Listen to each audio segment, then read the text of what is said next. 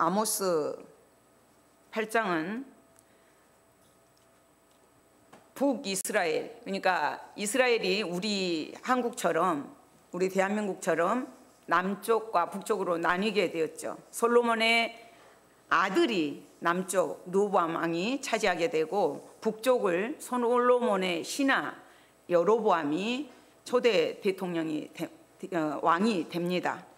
그래서 그러면서 여로보암이 단과 베델의 금송아지를 만들어요. 그래서 내려가지 못하게끔, 예루살렘으로 가지 못하게끔 하기 위해서 금송아지를 만들어 놓고 우상 숭배를 하게 합니다. 그러면서 타락할 대로 타락해 있을 그때에 하나님께서 선지자도 아니고 왕족도 아닌 아모스를 부릅니다. 그래서 아모스가 왕 앞에 가서 담대히, 베델의 선지자 아마샤 앞에 가서도 나는 선지자가 아니고 선지자의 아들도 아니다, 나는 목자다, 나는 뽕나무를 재배하는 사람이고 내가 양떼를 따를 때 하나님께서 나를 데려다가 이렇게 예언을 하라 말씀하셨다 하면서 말씀을 선포합니다. 그 당시 같은 동시대의 인물로는 호세아라는 선지자가 같이 있었고, 남쪽은 이제 아모스가 끝날 무렵에 이사야와 미가 선지자가 나오게 됩니다. 그러나 아모스는 호세아보다 훨씬 강하게 죄를 생생하게 들어서 규탄을 합니다.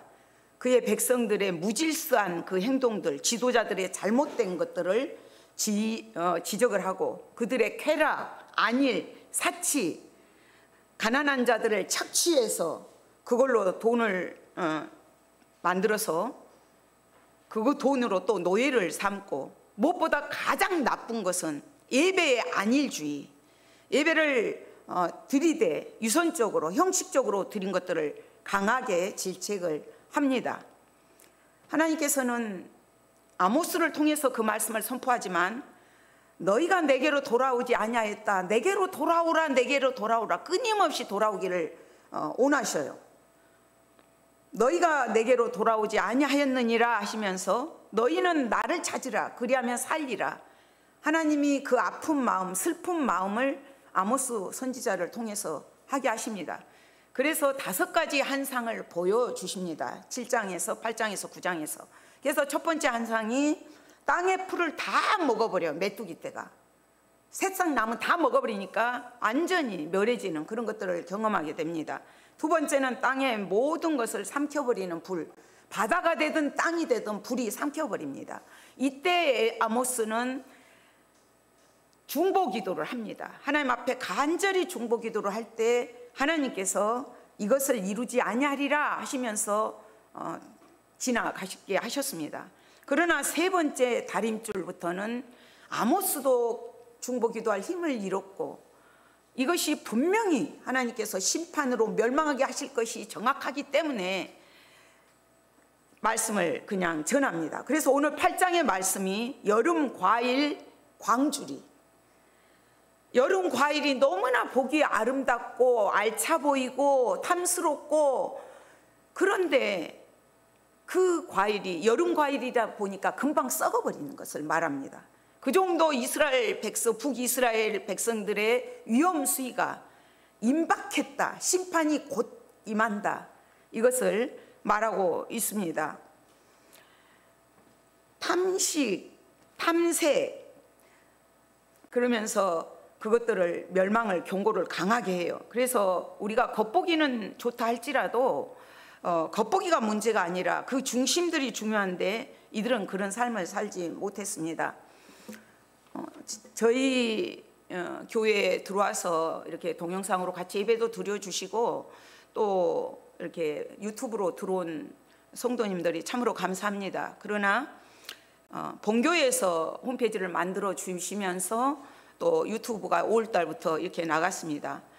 유튜브에 이렇게 녹화된 내용들을 제가 한번 설교를 들어보니까 너무 웃기더라고요. 왜 그렇게 사투리는 쓰는지, 왜 그렇게 몸은 흔들어 제끼는지, 왜 그렇게 많은 말은 버벅대는지, 그걸 보면서 제가 저도 모르게 그런 것들이거든요. 하나님 앞에 갔을 때 우리의 행동들이 얼마나 심각하게 나타날까, 이것을 다시 한번 되새겨 보았습니다. 그들의 제약이 뭐냐면 영적 기갈에서 오는 것들이에요. 영적으로 채워지지 않으면, 인간은 하나님께서 모든 동물하고 같이 흙으로 만드셨습니다. 흙으로 만드시고 사람에게만 그 코에다가 하나님께서 생기를 불어 넣으셨습니다. 그래서 살아있는 영이 되었어요. 생영이 되었습니다. 인간은 그래서 하나님으로 채워지지 않으면 늘 굶주리고 배고프고 목마르다는 거죠. 근데 이들이 지금 예배가 무너졌기 때문에 영적 기갈의 상태입니다. 4절에 가난한 자를 삼키며 땅에 힘없는 자를 망하게 하려는 자들아 이 말을 들으라. 가난한 자를 삼키고 땅에 힘없는 자, 약한 자, 구약에서는 나그네, 객, 고아, 가부, 그들이 약자였어요. 그래서 하나님께서는 성중에 그런 자들을 다 데려다가 배불리 먹이고 목마르지 않게 해라, 하나님의 명령입니다. 그런데 그들은 그렇게 하지를 못해요. 오히려 착취를 합니다. 5절에서 너희가 이르기를 올싹이 언제 지나서 우리가 곡식을 팔며 안식일이 언제 지나서 우리가 밀을 내게 할꼬, 에바를 작게 하고 세계를 크게 하여 거짓 저울로 속이며, 올싹 매달 초하루를 하나님 앞에 드립니다. 구별되게. 그날은 이렇게 안식일하고 비슷한데 예물은 훨씬 더 많이 드려요. 하나님께 번제로 드리는 절기죠. 수송아리 2마리, 순양 7마리. 안식일에는 흠없는 순양 2마리와 공가로 10분의 1을 드리는데 이렇게 구별되게 특별히 예물을 드립니다. 그리고 또 그런데 그 올싹도 언제 이게 지나가지, 빨리 곡식을 팔아야 되는데, 빨리 장사를 해야 되는데, 빨리 돈을 벌어야 되는데, 이 말이에요. 안식일이 언제 지나서 우리가 밀을 내게 할꼬, 안식일도 귀찮은 거예요. 하나님께서 명령하셨거든요. 안식일은 구별하여 거룩히 드리라고 십계명에도 말씀하셨고, 출애굽기에서도 엿새 동안은 일하고 일곱째 날은 너희를 위한 거룩한 날이니 여호와께 엄숙한 안식일이라. 누구든지 이날에 일하는 자는 죽일지니 안식일에는 너희 모든 초소에서 불도 피우지 말지니라. 안식일에 나가서 일하는 자는 돌로 쳐서 죽이라고 했습니다. 안식일은 하나님께서 이렇게 정하신 절기이고 최초에 정하신 절기입니다. 오늘날은 주일로 지나고 있죠. 주일날 예배 안 드렸는데 안 죽던데요? 죽습니다. 영은 죽습니다. 안 죽은 것 같지만 영은 죽습니다. 하나님께서 안식일에 하지 말 것을 성경에 기록해 놓으셨습니다. 첫 번째는 매매 행위를 하지 말아야겠어요. 사고 파는 일을 하지 말아라, 느헤미야에서 말씀하십니다. 두 번째는 오직 하나님께만 경배드리라고 했습니다. 민수기 28장에서. 그리고 창세기에 보면 육신의 휴식을 취하라고 허락하셨습니다. 하나님께서 엿새 동안 일하시고 일곱째 날은 안식을 하셨습니다. 그래서 우리 인간들에게도 안식일을 이렇게 할 것을 명하셨습니다. 그런데 그들은 가난한 자를 삼키고 땅에 힘없는 자를 망하게 하고, 에바를, 세계를 더 부피를 많이 나가게 하고, 저울을 2개 놓고 속이고, 곡식 조금이라도 덜 달려고 거짓 저울을 사용한단 말이에요. 그리고 가난한 자를 팔아요. 하나님은 왜 가난한 자를 이렇게 멸시하는 것을 못마땅히 하셨냐면, 하나님께서 하나님의 형상대로 만드셨어요. 하나님의 형상으로 만든 그 존귀한 존엄한 인간을 물질보다 못하게 생각하지 말라는 거예요. 물질하고 바꾸지 말라는 것을 말씀하십니다. 물질보다 더 못하게 생각한다면 심판을 피할 길이 없다는 것을 말씀하십니다. 장사하는 것보다 예배 드리는 것을 기쁘게 여겨야 되는데 귀찮게 생각했어요. 지금 나가서 일을 하면 돈을 얼마 버는데, 그들의 마음속에 그게 꽉 차 있었습니다. 하나님께서 안식일을 제정하신 목적이 있습니다. 안식일을 구별하여 거룩하게 복된 날로 정하신 목적이, 첫 번째는 창조주 하나님을 기억하기 위해서입니다. 하나님은 모든 것을 창조하신 창조주, 우리는 피조물. 창조주 하나님이 다스리시고 통치하시고 인도하십니다. 그 창조주 하나님을 기억하라는 거죠. 두 번째는 하나님의 구원을 기념하라는 거예요. 신명기에 보면 너희는 애굽에서 종되었던 때를 기억하라. 애굽에서 종되었을 때 노예로 자유도 없이 묶여서 살았을 그때를 기억하라는 거죠. 우리가 죄에서 죄의 종으로 있을 때 하나님이 부르시고 택하시고 은혜로 구원해 주셨습니다. 그 은혜를 잊지 말라는 것입니다. 세 번째는 안식일은 영원한 하늘의 안식의 그림자고 표상입니다. 예표입니다. 우리가 가야 될 영원할 안식, 그것을 예표하기 때문에 지키라는 것입니다. 이날을 범한 것은 그들의 신앙 상태가 완전히 하나님을 떠난 상태, 영적 기갈의 상태입니다. 그래서 결국은 아까 우리 심령 속에 생기의 성령으로 채워져야만이 우리가 만족하다고 말씀드렸듯이 인간은 이것이 차지 않으면 가는 곳이 결국은 우상숭배입니다. 그곳으로 가게 되죠. 하나님을 떠나서. 그래서 멸망할 수밖에 없습니다. 왜 창조주를 하나님으로 인정하냐, 인정하지 않느냐의 문제가 이렇게 크냐 하면은 창조주 하나님을 인정하는 삶은 마치 모세가 사람을 죽입니다. 앞뒤를 보니까 사람이 아무도 없는 거예요. 그래서 사람을 죽였는데 그게 들키게 되거든요. 그때는 모세가 하나님이 보고 계시다는 것을 몰랐죠. 그러나 믿고 나서는 모세가 하나님의 사람으로 살아간 것처럼 창조주 하나님을 지금 나를 보고 계시고 나의 생각도 알고 계시고 통찰하고 계시는 그 하나님을 인정하는 사람과 그것을 인정하지 않는 사람의 가치관은 전혀 다릅니다. 하나님이 안 계신다고, 창조주가 없다고 그 잘못된 생각을 하는 사람은 그 심령 가운데 자기 중심으로 살아갑니다. 그래서 자기 중심으로 살다 보니까 그것에 우상이 자리 잡게 되는 거죠. 하나님보다 더 사랑하는 것들은 우상입니다. 그래서 그들은 그 잘못된 행동을 하게 돼요. 그러니까 창조주 하나님을 인정하지 못한 잘못된 생각들이 그들의 태도를 좌우합니다. 그들의 행동을 좌우합니다. 그래서 죄를 짓게 되고 그 죄를 행동으로 나타내게 됩니다. 로마서 1장 18절에 보면 하나님의 진노가 불의로 진리를 막는 사람들의 모든 경건하지 않음과 불의에 대하여 하늘로부터 나타나나니 하나님의 진노가, 하나님의 심판이 이미 그들에게 임했다. 이것을 말씀하고 있습니다. 모든 경건하지 않음과 불의에 대해서 하늘로부터 나타났다.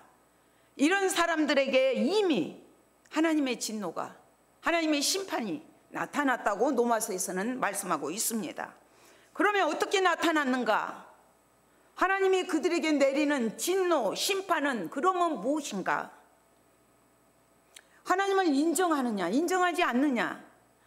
거기에서 이미 진노가, 심판이 나타났다고 말씀하시는데 그들을 마음의 정욕대로 더러움에 내버려 두시는 것. 그래서 그들의 몸을 욕되게 하게끔 내버려 두어버리는 거예요. 하나님의 영역에서 벗어나 버렸다는 거죠.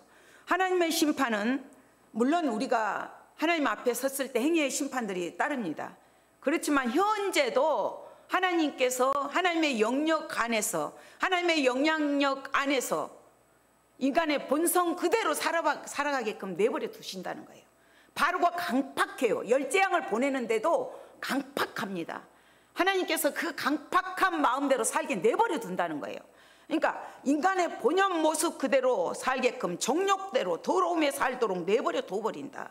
그것이 심판받은 것이라고 로마서는 말씀하고 있습니다.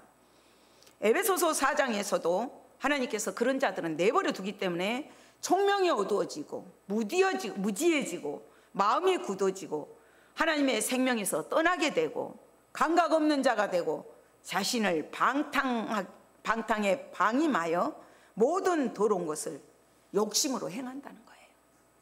이렇게 창조주 하나님을 인정하지 않는 자의 삶은 길이 다릅니다. 그래서 고대 교부 크리소스톰은 이렇게 말했습니다. 하나님께서 우상 숭배하는 죄인들로부터 자신의 영향력을 거두어 버리는 것이다. 우상 숭배하는 자들은 그냥 하나님의 영역 안에서 거두어 버린다는, 영향력을 간섭하지 않는다는, 내버려 둬버린다는 거죠. 버림받은 것이죠. 그렇게 말씀을 하십니다. 탐심은 곧 우상이라고 골로새서에서 말씀합니다. 탐심, 하나님이 싫어하는 것을 가지려는 욕심을 탐심이라고 말씀한 것입니다. 그 하나님을 인정하지 않게 될 때 그들이 하나님께서 그들의 마음에 상실한 마음대로 내버려 둬버리고 합당하지 않는 일을 하거나 말거나 내버려 두셔버린다는 것을 말씀하고 있습니다. 로마서 1장 28절부터 31절에 보면 적나라하게 나와요. 그래서 그들이 합당하지 않는 삶을 살아가요. 시기, 질투, 분쟁, 살인 다 나옵니다. 그 제약들이. 그래서 이제 영적 기갈의 상태에 하게 되는 사건들이 지금 안식일을 지키지 않고 예배가 무너지고 나니까 에바를 찾게 하고 거짓 저울을 쓰게 되고 은으로 힘없는 자를 사요. 은으로, 물질로 하나님의 공의를 팔아버린단 말이에요. 바꿔버려요. 은을 마치 하나님 앞에 가장 소중한 걸로, 그것이 우상이 되어버립니다. 그리고 신앙컬레로 가난한 자를 사요. 밀찌꺼기를 갖다가, 먹지도 못한 그 밀찌꺼기를 갖다가 그들이 살아야 되는, 그들은 배고프고 먹어야 사는 생명이 달려있는데 그 지도자들이라는 사람들이 그들한테 돈을 많이 받고 팔아요. 밀찌꺼기 먹지 못하는 것들을. 그래가지고 그것을 모아가지고 그 신앙컬레 값으로, 헐값에 그 사람을 또 사요. 노예로 부려먹는다는 것을 지적하고 있습니다. 얼마나 큰 죄들을 범하는지. 그래서 그들이 하나님께서 심판하겠다, 하나님 말씀과 전적으로 유배되는 행동을 하기 때문에 심판할 것을 7절에서 말씀하십니다. 여호와께서 야곱의 영광을 두고 맹세하시되 내가 그들의 모든 행위를 절대로 잊지 아니하리라 하셨나니, 여호와께서 야곱의 영광을 두고 맹세하시되, 야곱의 영광은 하나님께서 야곱을 제약으로 내버려져 있는 그 야곱을 구원해 주셨습니다. 그 구원을 하시고 하나님의 영광을 받으셨어요. 기뻐하시고, 그 하나님께서 그들의 행위를, 모든 행위를 절대로 잊지 않겠다. 그들의 모든 행위를 하나님이 낱낱이 보고 계셨다는 거예요. 머리털까지라도 세심 받으신 그 하나님께서 낱낱이 보고 계셔서 심판하겠다 말씀하신 내용입니다. 왜 이렇게 모든 행위가 중요합니까? 이것은 탕자가 아버지 재산을 가지고 달라 그래서 먼 곳에 가서 기생들하고 먹고 마시고 술 먹고 흥청망청 다 없애고 아버지께 돌아옵니다. 아버지께 돌아와서 용서를 구하면서 하는 말이, 내가 하늘과 아버지께 죄를 지었습니다. 그러고 얘기를 합니다. 아버지가 주신 돈 갖다가 없애고 흥청망청 없앴지만 하나님과 아버지 앞에 죄를 지었습니다. 이렇게 얘기를 합니다. 우리가 왜 이런 자연 환경도 훼손하면 안 되냐면 상관관계가 있습니다. 하나님이 창조주, 우리 조물주, 하나님이 하나님의 말씀대로 만드셨고 말씀대로 다스리시고 통치하고 계십니다. 이 모든 것들을 무시하고 멸시한다는 것은 하나님을 무시하는 행동이 된 것이고 말씀을 무시한 것들이 되기 때문에 하나님은 심판하시겠다고 말씀을 하십니다. 종말의 때, 영적 기갈의 때를 지금 당해서 이들이 범한 죄들입니다. 이들이 하는 행동이 지금 8절에 보면 하나님께서 포악자는 결코 어느 누구도 예 없이 형벌을 받을 것이다. 마치 땅이 진동할 때 그 전율을 느끼지 않는 사람이 없듯이 나일강 하수가 범람해서 강 주변이 모두 다 피조물들이 예 없이 그대로 씻겨 나간 것처럼 예 없이 다 멸절시킬 것이다. 그 포악자들에게 말씀하시고 있고, 9절에서는 그 형벌은 갑작스럽게 임할 것이다. 예고 없이 9절에서 낮에 대낮에 해를 대낮에 지게 하고 백주의 땅을 깜깜하게 할 것이다. 갑작스럽게 임할 것을 말씀합니다. 예기치 않을 때에 이렇게 심판이 갑자기 임할 때 얼마나 두렵고 무섭고 그렇겠어요. 그 다음에 10절에서는 이 형벌이 한 번에 끝난 것이 아니라는 거예요. 계속적인 것을 말씀합니다. 영구적으로. 10절에서는 너희 절기를 애통으로 너희 모든 노래를 애곡으로 변하게 하며 모든 사람에게 굵은 배로 허리를 동이게 하며 모든 머리를 대머리가 되게 하며 독자의 죽음으로 말미암아 애통하게 하듯 하게 하며 결국은 공고한 날과 같게 하리라. 독자의 죽음, 하나밖에 없는 아들의 죽음은 내가 죽어야 끝나는 거죠. 그러니까 그 아픔이, 그 애곡하는 그것이 얼마나 큰 것을 말하고 있습니다. 여로보암 2세 때 나라적으로 너무 안정이 됐어요. 땅도 넓게 차지했고 그 주변국대에 주변에 그 강한 나라가 없었어요. 그래서 여로보암이 군사도 확립이 됐고 땅도 확립이 됐고 나라적으로도 정치적으로도 경제적으로도 안정을 찾았습니다. 그래서 맨날 그 궁에서 사치스럽게 먹고 마시고 잔치하고 이런 분위기 속에 있을 때입니다. 그럴 때 아모스가 가서 그 모든 것들을 지적할 때 이거는 정신 나갔다, 그럴 수밖에 없는 상황입니다. 그렇지만 분명히 이것은 심판할 것을 하나님께서 말씀하셨습니다. 하나님을 경외하는 것이 지혜의 근본이고 명철이니라. 하나님을 떠난 자, 하나님을 알지 못한 자, 창조주 하나님을, 구원의 하나님을 내 마음속에 모으시고 살아가지 못한 자들의 행동은 똑같습니다. 오늘날 우리가 뉴스상에서 많은 것들을 보지 않습니까? 어떻게 저럴 수 있지? 어떻게 저럴 수 있지? 로마서 1장 28절부터 32절에 다 나와 있습니다. 그들은 그들이 하는 행동이 사형에 처한다는 것도 알고 있다는 것을 말씀하고 있어요. 그런데 자기만 또 가는 게 아니에요. 다른 사람까지 가게 한다는 거죠.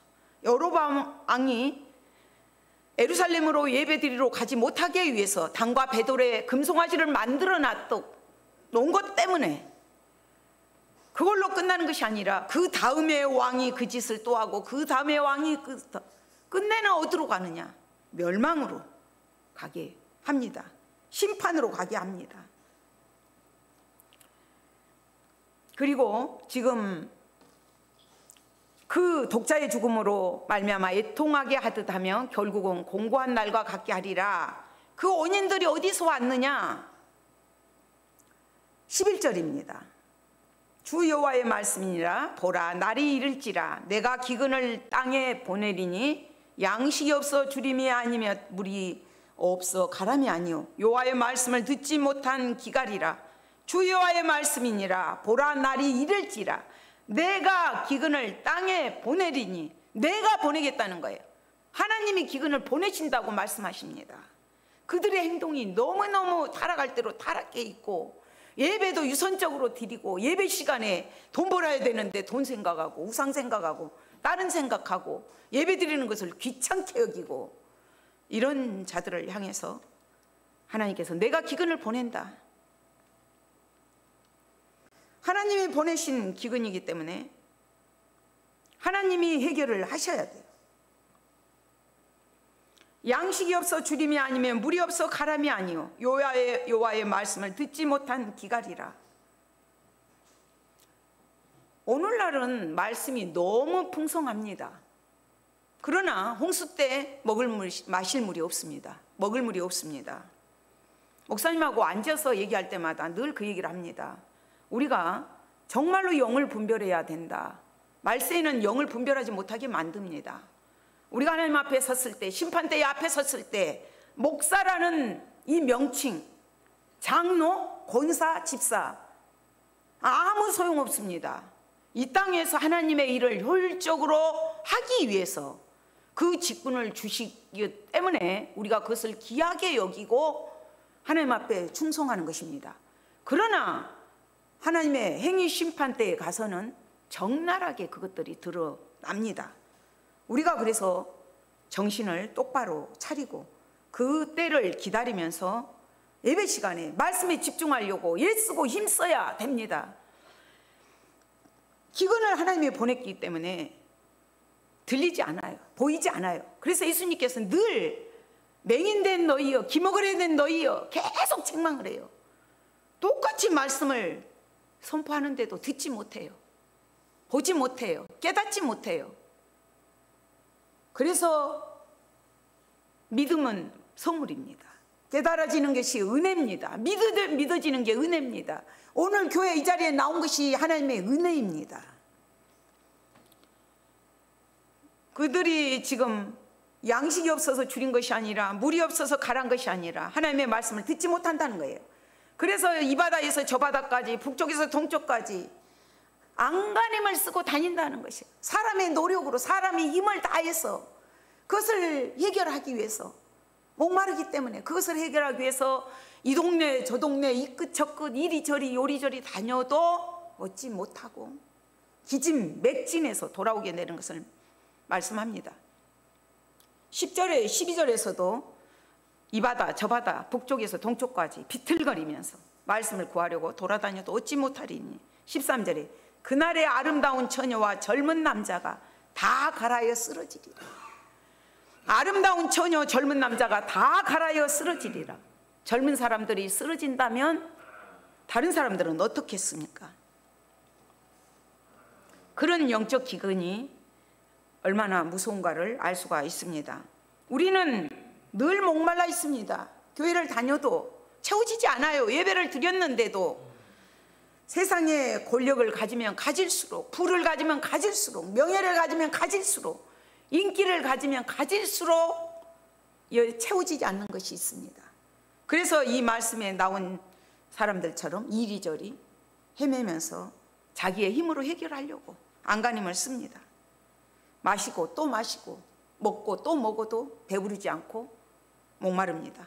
바닷물을 마치 먹으면 갈증이 더 난 것처럼 목말라 한다는 것이죠. 예수님은 이렇게 말씀하십니다. 요한복음 4장 14절에서 내가 주는 물을 마시는 자는 영원히 목마르지 아니하리니 내가 주는 물은 그 속에서 영생하도록 솟아나는 샘물이 되리라. 그 갈증을 해소하는 법 예수님이 말씀하십니다. 예수님이 기갈을 해결하는 생수이시고 영원히 목마르지 않는 법을 가르쳐 주십니다.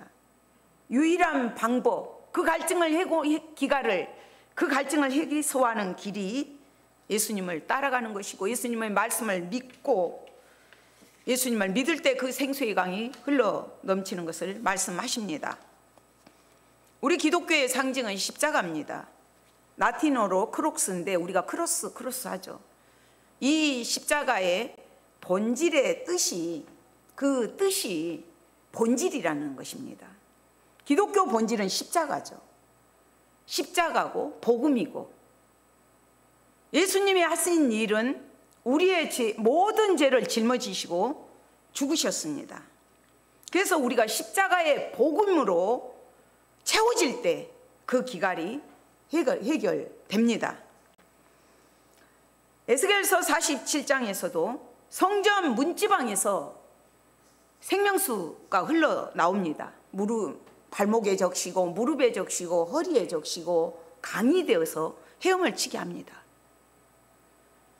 성전에서 선포되는 말씀, 우리의 생수가 되시는 예수님으로 말미암아 은혜의 강물에서 성령으로 헤엄칠 때 세상 사람들이 부러워하지 않는 하나님과 나만 아는 그 생수의 기쁨을 누릴 수가 있습니다. 에스겔서 47장 12절에서는 강가에는 강가에는 각종 먹을 과실나무가 자라서 그 잎이 시들지 아니하며 열매가 끊어지지 아니하고 달마다 새 열매를 맺으리니 그 물이 송소를 통하여 나옴이라. 그 열매는 먹을 만하고 그 잎사귀는 약재료가 되리라. 달마다 열매를 맺고 과실을 맺고 열매가 끊어지지 않고 달마다 새 열매를 맺고 그 잎사귀까지라도 버리지 않는 약재료로 다 사용된다는 것을 말씀하십니다. 우리가 지금 이런 시대에 살고 있습니다. 지금이 영적 기갈의 때입니다. 이럴 때 우리가 어떻게 사는 것이 잘 사는 것인지, 우리 몸도 불의의 무기로 쓰이지 않도록 늘 생각해야 되고, 십자가를 생각한다는 것은 복음을 생각한다는 것이고 예수님을 생각하는 것이고 복음의 실체가 되시는 예수님 말씀을 믿는 것이 됩니다. 그래서 우리가 세례는 A에서 B로 옮겼다, 사망에서 생명으로 옮긴 것을 세례라고 합니다. 그래서 나는 죽고 예수님이 우리를 위해서 대속 제물로 십자가에서 죽으신 것처럼 나는 죽고 예수님을 살게 합니다. 예수님을 나타내야 됩니다. 예수님을 전해야 합니다. 세상과 나는 간곳 없고 구속한 주만 보이도다. 세상과 나는 간 곳이 없어져야 돼요. 그런데 우리는 교회 안에서 어떻게 지금 생활하고 있습니까? 우리 자신들을 한번 돌아봐야 됩니다. 예배를 드릴 때 나의 어떤 것들을 만족시키려고 애쓰지 않나? 한번 뒤돌아봐야 되고, 정말로 예수님만 드러내고 있습니까? 삶 속에서도 예수님을 높이고 있습니까? 우리 자신들을 되돌아봐야 됩니다. 오늘날에도 영적 기갈을 해결하지 못하고 사람들이 예배를 드려도, 교회를 오래 다녔어도, 봉사를 열심히 했어도 만족이 없어요. 기쁨이 없어요. 교회 안에서 왜 싸우겠습니까? 영적으로 이 기갈이 해결이 안 됐기 때문에 싸우는 거예요. 예배는 앉아있는 것 같아서 사람들이 볼 때는 성가대에 거룩하게 앉아있고 저처럼 거룩하게 이렇게 옷을 입을지언정 하나님과의 예배를 통해서 만남이 없다면 안 됩니다. 영적 기갈을 해결하기 위해서는 본질로 돌아가는 것입니다. 말씀으로, 예수님께로 돌아가는 것입니다. 창조주 하나님을, 구원의 하나님을 늘 기억하면서 말씀을 가까이 대해야 됩니다. 두 번째는 예배를 회복하는 것입니다.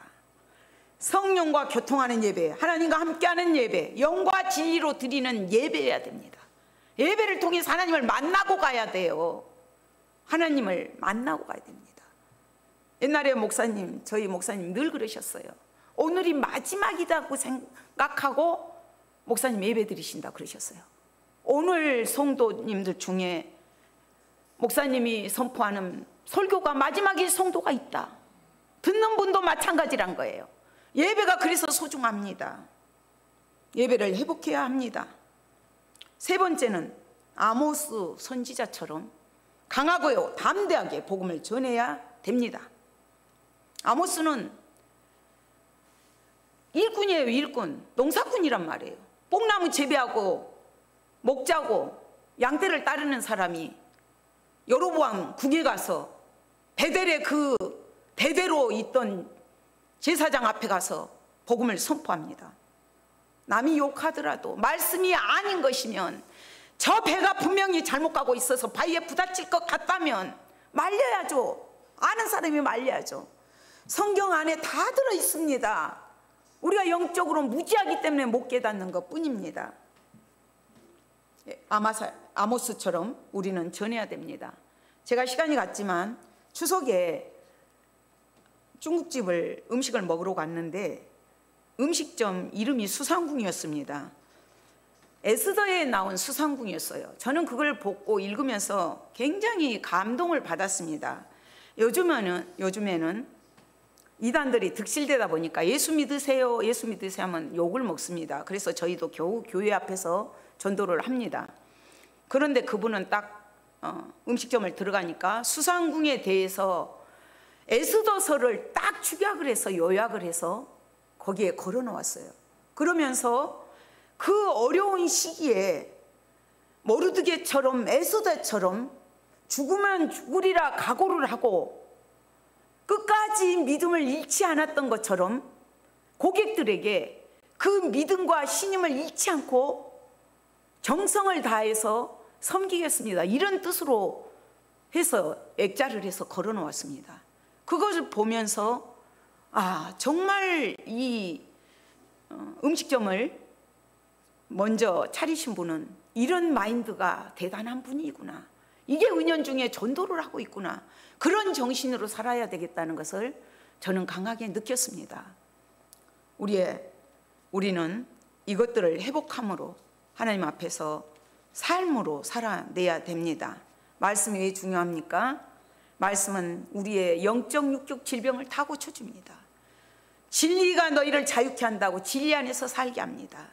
교훈과 책망과 바르게 함과 의로 교육하기에 유익하도록 우리를 인도해 주십니다. 우리가 가는 길에 등이 되어 주시고 빛이 되어 주셔서 하나님께로 바르게 가도록 인도해 주십니다. 우리가 한 주일 동안도 살아가면서 오늘 영적 기갈의 때, 나는 지금 영적 기갈이 아닌가 다시 한번 살펴보면서 채우는, 말씀으로 채우고 예배로 채우고 성령님 의지하면서 채워지는 한 주간이 되기를 소망합니다.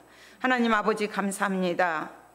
오늘도 영적 기갈의 때에 대해서 말씀을 선포했습니다.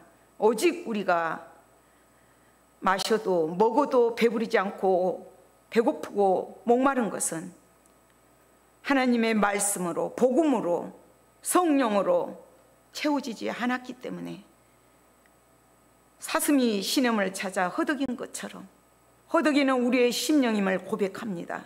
주님, 우리를 불쌍히 여겨 주시옵소서. 아버지 하나님, 더욱더 주께로 가까이 갈 수 있도록 도와주시고 영적 기갈의 때임을 알게 하시고 깨닫게 하셔서 더 큰 멸망이, 심판이, 진노가 오기 전에, 그 기근이 오기 전에 준비할 수 있는 저희들 될 수 있도록 도와주시옵소서. 감사드리며 예수 그리스도의 이름으로 기도드립니다. 아멘.